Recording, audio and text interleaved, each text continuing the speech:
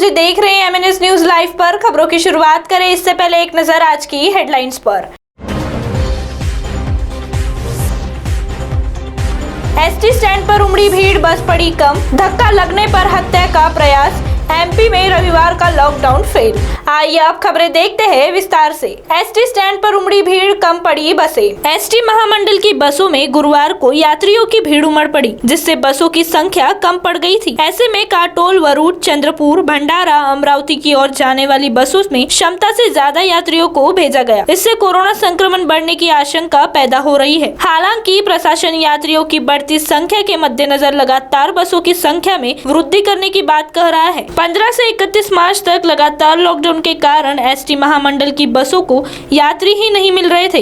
ऐसे में विभाग ने गणेशपेट बस स्टैंड से प्रतिदिन 400 की जगह 200 बसों को ही चलाने का निर्णय लिया था। पिछले कुछ दिनों से 200 बसें ही यहां से दौड़ रही थी, इसके बावजूद यात्री नहीं मिल रहे थे। तो वही दूसरी ओर धक्का लगने पर हत्या का प्रयास। धक्का लगने से गुस्साए अपराधी ने नाबालिग साथी की मदद से एक युवक पर जानलेवा हमला किया है।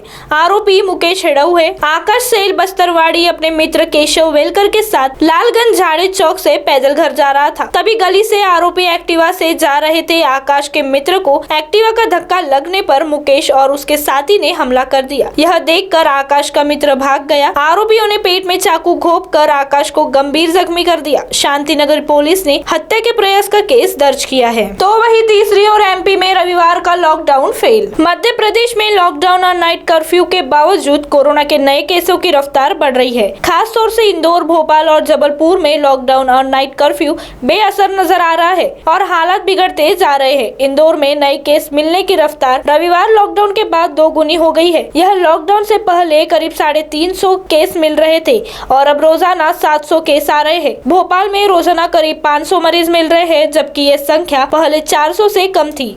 जबलपुर की बात करें तो यह पाबंदियों से पहले रोजाना 100 मरीज आ रहे थे और अब ये संख्या 175 के करीब पहुंच चुकी है। अब आप हमारे चैनल को ऐप पर भी देख सकते हैं। प्ले स्टोर में जाकर MNS हिंदी लिखिए और ऐप डाउनलोड कीजिए। साथ ही साथ आप हमारे फेसबुक पेज को भी लाइक कर सकते हैं और उन पर भी खबरें देख सकते हैं। लिंक हाइक ट्विटर, इंस्टाग्राम पर भी आप हमारे खबरों को देख सकते हैं। आप हमारे चैनल को यूट्यूब पर भी देख सकते हैं और इस यूट्यूब चैनल को सब्सक्राइब करना ना भूलें।